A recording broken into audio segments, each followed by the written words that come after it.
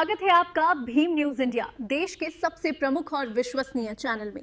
आप देख रहे हैं भीम न्यूज इंडिया। नमस्कार, मैं आपके साथ हूं। आइए जानते हैं आज की ताजा अपडेट्स। देश और दुनिया में क्या चल रहा है उसकी पूरी जानकारी लेकर हाजिर हैं। सबसे पहले बात करते हैं आज के मुख्य समाचार की।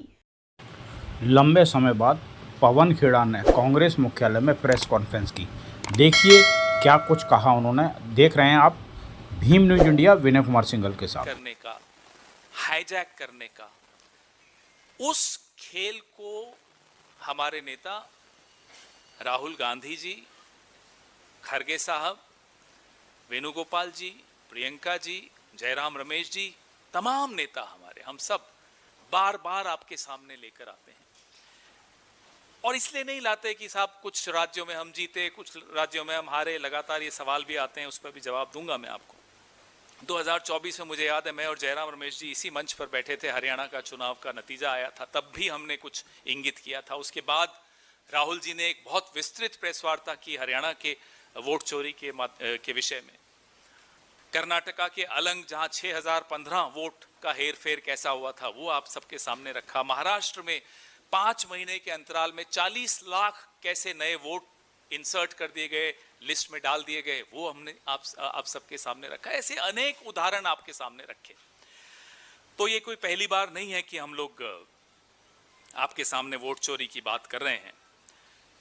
एक वोटर लिस्ट के जो फ्रॉड से, उसके अलावा SIR की चाबुक और परिसीमन का चक्रव्यूह, ये 3 तरीकों से आप देख रहे हैं कि कैसे पूरी चुनावी प्रक्रिया को अपने कब्जे में लिया जा रहा है। ये इस देश में और हमारे जैसे लोकतंत्र के इतिहास में, अगल बगल के देशों का मैं नहीं उदाहरण लेना चाहता, मैं नहीं चाहता भारत की तुलना हमारे अड़ोस पड़ोस के देशों से करूं, लेकिन ये कहीं देखने को नहीं मिलता जहां भी एक परिपक्व और स्वस्थ लोकतंत्र है। हमारे देश में एक परिपक्व और स्वस्थ लोकतंत्र रहा है, उसमें इस तरह का 3 तरफा हमला, मुझे लगता है, हम सबको लगता है कि जो लोकसभा के परिणाम थे, जिसमें एक माइनॉरिटी सरकार चलाने पर नरेंद्र मोदी जी को विवश कर दिया, उसके बाद एक षड्यंत्र रचा गया कि कैसे चुनावी सिस्टम को पूरी तरह से ध्वस्त कर दिया जाए। ऐसा नहीं है कि हम इन 5 राज्यों के चुनावों के बाद ऐसी बात कर रहे हैं। जैसा कि मैंने आपको कहा, कई लोग कल से पूछ रहे हैं, अरे साहब केरला में तो आप नहीं बोलते वोट चोरी हुई है, SIR हुआ, तमिलनाडु में नहीं बोलते। तो साहब ध्यान से कान खोलकर आप लोग सब सुन लीजिए, आपके माध्यम से कह रहा हूं।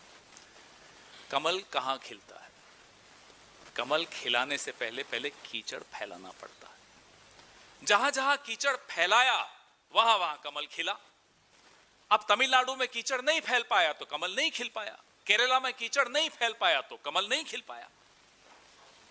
तो यह कह देना कि जहां कांग्रेस जीत जाती है या गठबंधन के साथी जीत जाते हैं, वहां तो आप नहीं कहते कि SIR की मार पड़ी या वोट चोरी के माध्यम से कुछ हुआ या ज्ञानादेश हुआ, ज्ञानादेश हो गया, वहां तो नहीं होता। तो कारण आपने सुन लिया, कमल के लिए कीचड़ आवश्यक। केरला में 1 से 3 सीटें या 2 सीटें, जितनी भी अब इनकी बड़ी हैं, हर जगह प्रयास किया जाएगा कि पहले कीचड़ फैलाया जाए। आप इनका टूल किट देख लीजिए, आप इनका मॉडल देख लीजिए, पहले कीचड़ फिर कमल। यही हुआ, यही होगा, अगर हम सही वक्त पे, हम और आप जागे नहीं तो। बार बार हम बंगाल और असम की बात करते रहे, पश्चिम बंगाल और असम की, हम सब आवाजें उठाते रहे। भले हम एक दूसरे के खिलाफ चुनाव लड़ रहे हो, TMC और हम, लेकिन आवाजें उठाते रहे, साहब कीचड़ फैल रहा है। चुनाव आयोग का काम क्या था? कीचड़ फैलने से रोकने का काम था। हेट स्पीच पे मजबूती से जवाब देने का काम था, एक्शन लेने का काम था, शिकायतों पे का संज्ञान लेने का काम था। चुनाव आयोग ने उस कीचड़ में खुद लेट लेट कर लोकतंत्र को दागदार बना दिया। यह हमारी शिकायत चुनाव आयोग से है, इस देश की शिकायत चुनाव आयोग से। हम TMC के खिलाफ लड़े बंगाल में, आप सबने देखा मजबूती से लड़े, प्रचार भी किया, सब कुछ किया, लेकिन वो हमारी लोकतांत्रिक प्रक्रिया का हिस्सा था। चुनाव नतीजों के बाद राहुल जी ने एक स्पष्ट नैतिक स्टैंड लिया, सिद्धांत पे अडिग रहकर एक स्टैंड लिया, बहुत सैद्धांतिक स्टैंड था कि 100 सीटों के लगभग पे ममता जी की पार्टी के साथ खेल हुआ, धांधली से हराया गया। यह मायने नहीं रखता कि हम उनके खिलाफ चुनाव लड़ेंगे, यह मायने नहीं रखता कि हमने चुनाव प्रचार में एक दूसरे के खिलाफ खुलकर छींटाकशी की।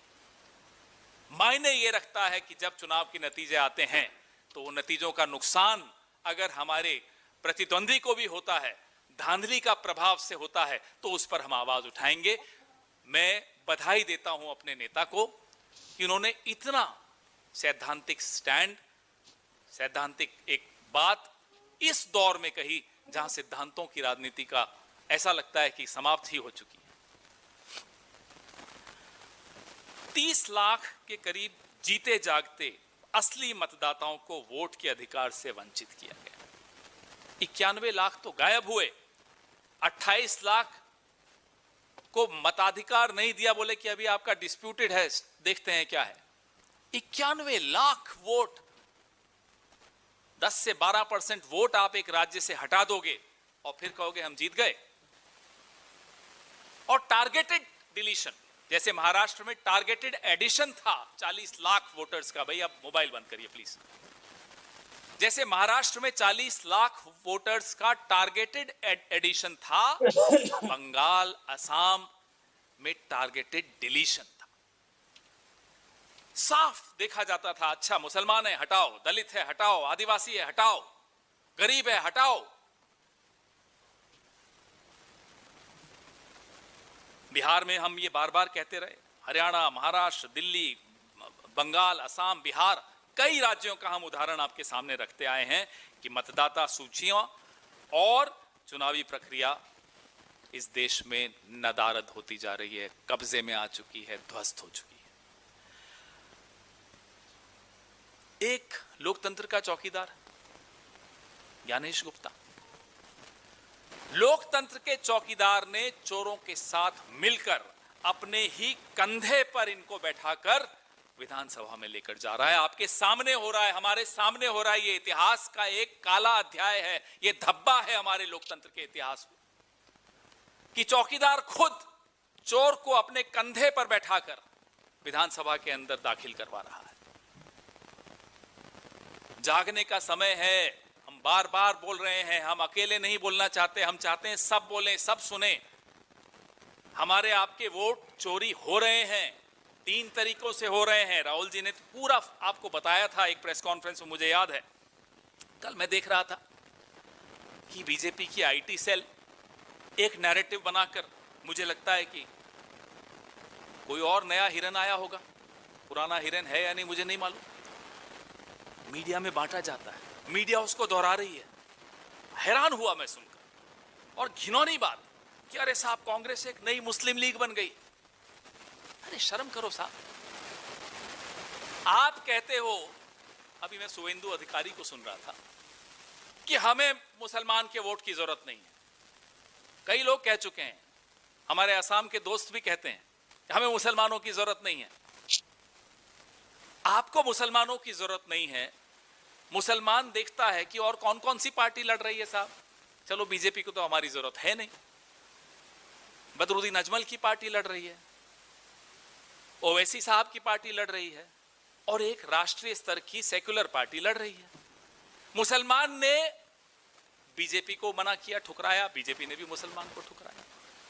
मुसलमान ने बीजेपी की तरह की जो तथाकथित मुस्लिम पार्टीज हैं उनको भी ठुकराया।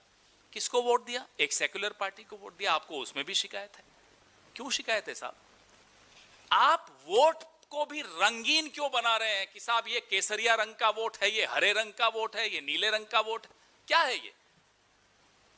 664 विधायक कांग्रेस के, उसमें 78% हिंदू और 12% मुसलमान, लगभग यही आबादी का प्रोपोर्शन है।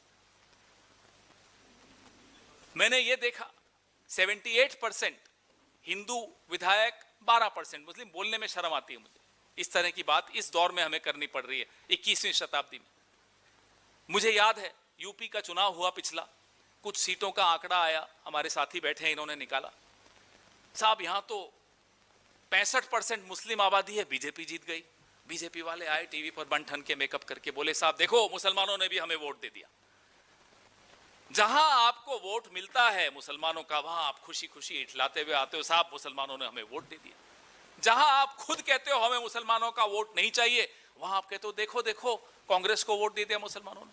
ये संविधान की भाषा है क्या? इस तरह की राजनीतिक संस्कृति बाबा साहब अंबेडकर के संविधान में उसकी अनुमति है क्या? हम गलत कहते हैं जब हम कहते हैं कि ये संविधान बदलने को आतुर हैं, ये इंतजार कर रहे हैं कब ये संविधान बदल सके? क्या राहुल गांधी जब अपने हाथ में वो लाल किताब, वो लाल संविधान रखते हैं और बार बार दोहराते हैं, बार बार याद दिलाते हैं कि इनकी असली मंशा यही है, ये इनके इन कथनों में, इनकी इन टिप्पणियों में आपको नहीं समझ में आता? आबादी के हिसाब से कांग्रेस पार्टी ने आज से नहीं, पिछले 140 सालों के इतिहास में आबादी के हिसाब से सबको प्रतिनिधित्व दिया है। यही असली लोकतंत्र है, यही असली सेक्युलरिज्म है, यही असली नारा उन्होंने हमसे चुराया होगा, लेकिन असली सबका साथ सबका विकास यह है। शुभेंदु अधिकारी की कल की आप टिप्पणी सुन लीजिएगा।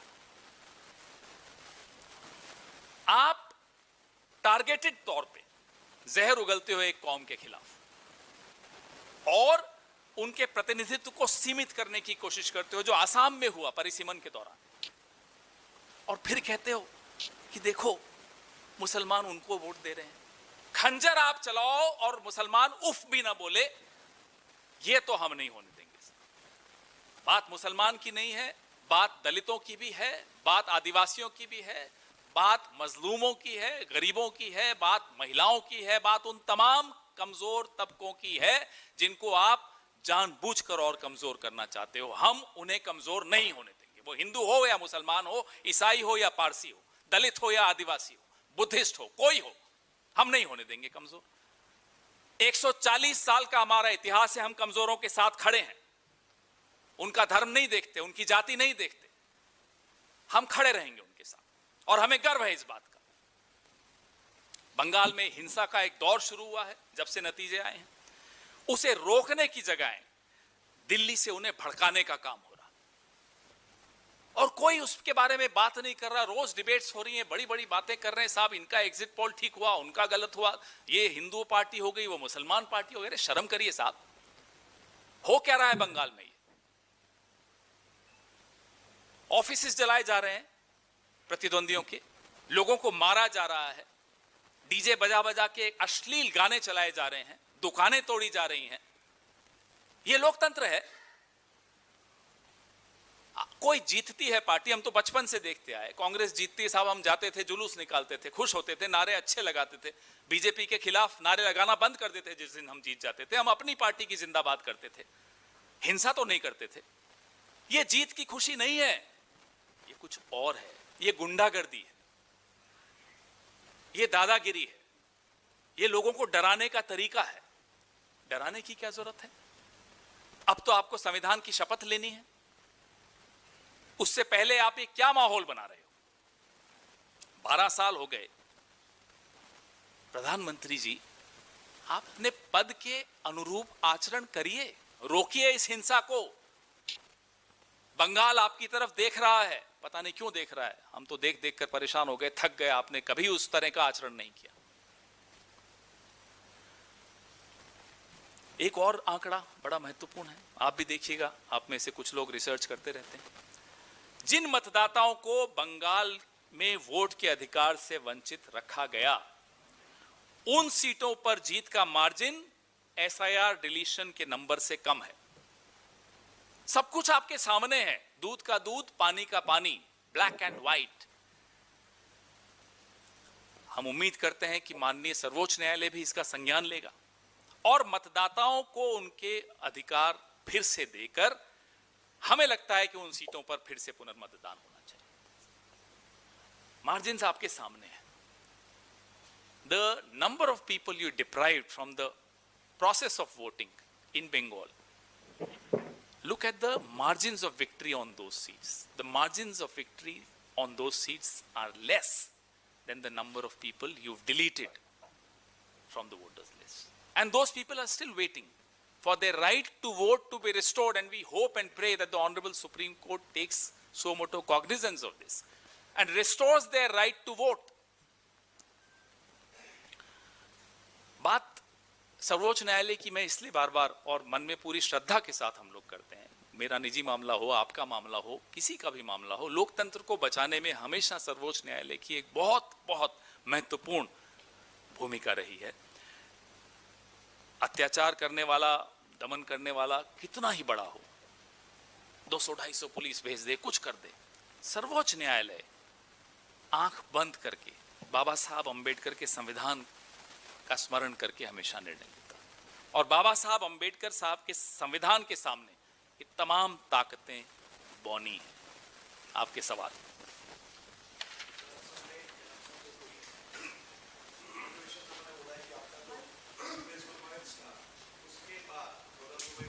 अरे अभी देखिए, ये सब जुडिस मामला है, उस पर बात करेंगे, अभी रुकिए, सही जगह पे करेंगे।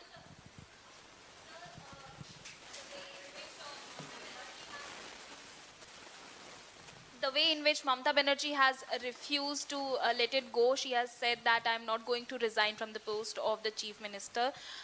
Do you agree with the stand which TMC she has taken? Do you agree with the fact that the victory margins on seats, where the deletion margins were high, just compare the two margins? Would you agree that 100 plus seats were completely robbed, stolen from TMC? First answer me, give me the answer to this question. Is this the right way to conduct elections? Is this the right way to do SIR exercise? Sir Pawan sir एक इधर से sir पवन sir. हाँ सिद्धार्थ, जिसके हाथ में mic है उसका, जिसकी लाठी है उसका भैंस। पवन सर एक क्वेश्चन। दो लोगों के पास लाठी सर है, असम के लोग हैं शायद, अल्फाबेटिकली देख लेते हैं।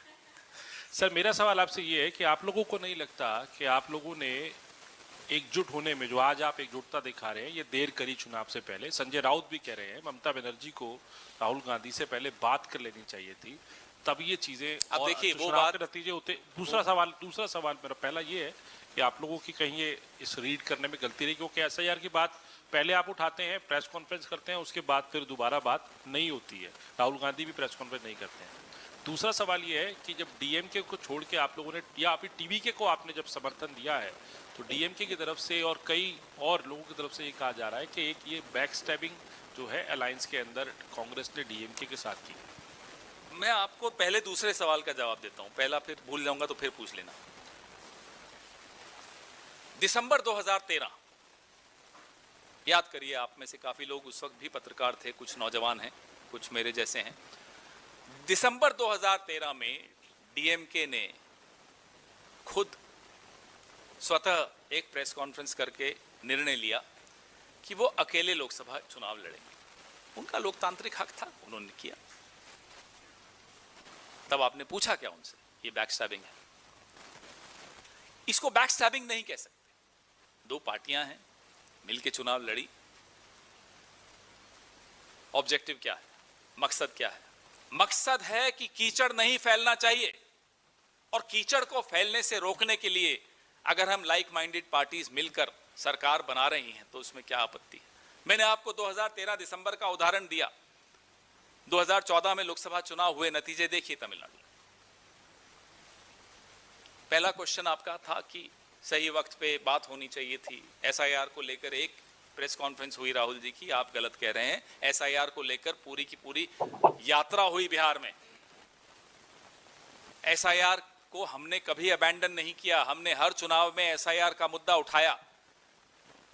कांग्रेस पार्टी ने SIR का मुद्दा शायद सबसे पहले और सबसे मुखर आवाज में उठाया और उठाते रहे। पवन सर मैं आसाम से